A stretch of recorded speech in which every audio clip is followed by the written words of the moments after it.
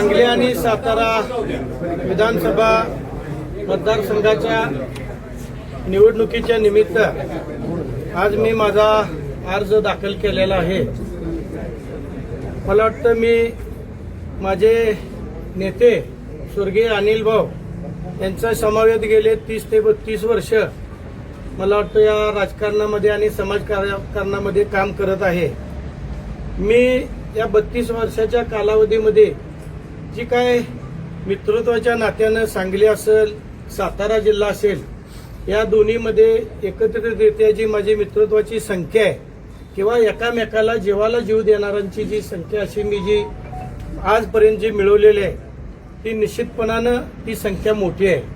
आणि मला वाटतं मी या सगळ्या ज्या मतदारसंघातल्या या आपल्या सांगली आणि सातारा या मतदारसंघातल्या 2 जिल्ह्यातल्या सगळ्या कार्यकर्ते असतील, सगळे नगरसेवक असतील, सगळे जिल्हा परिषदचे सदस्य असतील, या सगळ्याच्या मागणी खातीर मी माझ्या पक्षाकडे उमेदवारी अर्ज मागणी केला. मला वाटतं मी माझे नेते आमदार सुहास भैया आणि या सांगलीचे पालकत्व घेतलेले मंत्री शंभूराजे देसाई ही सगळीजण जाऊन आम्ही एकनाथ शिंदे साहेबांकडे उमेदवारी मागितलेली आहे. आणि शिवसेनेच्या वतीनं मी आज माझा इथं मला वाटतं अर्ज दाखल केलेला आहे. बाकीचे आपल्याला मदत करणारे जे मित्र पक्ष आहेत ते मदत करायला असं वाटतं का आपल्याला? मला वाटतं राजकारणामध्ये मी ज्यादा शत्रुत्व कधी कुणाचं संघ केलेलंच नाही आणि निश्चितपणानं माझी मित्रत्वाची संख्या जास्त आहे. त्यामुळं मी निश्चितपणानं मला जी सगळ्या पक्षाची लोक आहेत ती मदत करतील अशी मी निश्चितपणाने अपेक्षा बाळगतो. पण महायुतीकडून अद्याप या जागेवरचा निर्णयातून जाहीर झालेला नाही. भाजपचा या ठिकाणी जागेवर दावा आहे. असं असताना तुम्ही त्या महायुतीतला पक्ष असताना उमेदवारी अर्ज भरताय? नाही, दावा ही सगळी करतात, आम्ही दावा करतोय. आमची संख्या 120 पर्यंत आहे दोन्ही जिल्ह्यामध्ये.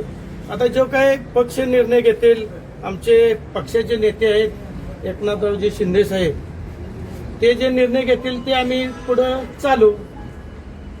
तर काय भाजपनं जर उमेदवार दिला तर तुमची पुढची काय? नाही, आता कसं आहे, एखादा अर्ज आपण पक्षाकडून भरला तर तो पक्षाचा एबी फॉर्म जोडला नाही म्हणून काही तो बाद होत नाही. आता 10 सूचक लागतात आणि 10 सूचकाच्या मार्फत आपण अर्ज भरलेला आहे.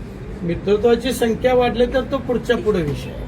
शेवटपर्यंत आपण अर्ज ठेवणार नाही, अर्ज हा भरला ही ठेवण्यासाठीच भरलेला आहे. पण जुळण्या कशा असतात त्या जुळण्यावरती अर्ज ठेवायचा का नाही ते पुढे गणित असतात.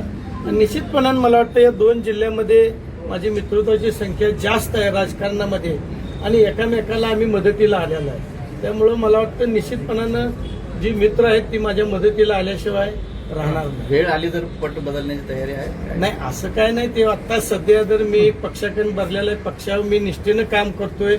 मला वाटतं आमचे नेते सुहास भैया असतील, या मतदारसंघाचे ज्यांनी पालकत्व घेतले शंभूराजे असतील, आम्ही एकत्रच बसून एकनाथजी शिंदे साहेबांना आम्ही बोललेलं आहे की हा मतदारसंघ आपल्याला घ्यावा जेणेकरून मित्रत्वाची संख्या आपल्या शिवसेनेकडे जास्त आहे. त्यामुळं संख्याबळ गाठू शकतो आपण हे त्यांना आम्ही पटवून सांगितलेलं आहे.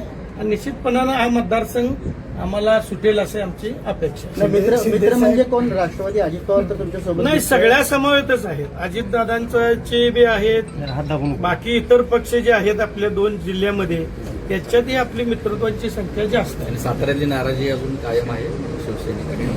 आता तो विषय वरच्या लेव्हलला बसून होईल. शिवसेनेत नाराजी आहे, राष्ट्रवादीत आहे, पण वरची लेव्हलला काय निर्णय होईल त्या निर्णयाला बांधील राहून आपण पुढं काम करू. आपल्यासाठी एकनाथ शिंदे साहेब अमित शहाना भेटत असेल नाही, आता ते वरच्या लेव्हलला असते. आम्ही ज्या वेळेला त्यांना भेटलो ते तिथून दिल्लीला गेले. पण जे काय ते फायनल हायकमांड जो निर्णय घेईल त्या निर्णयाप्रमाणे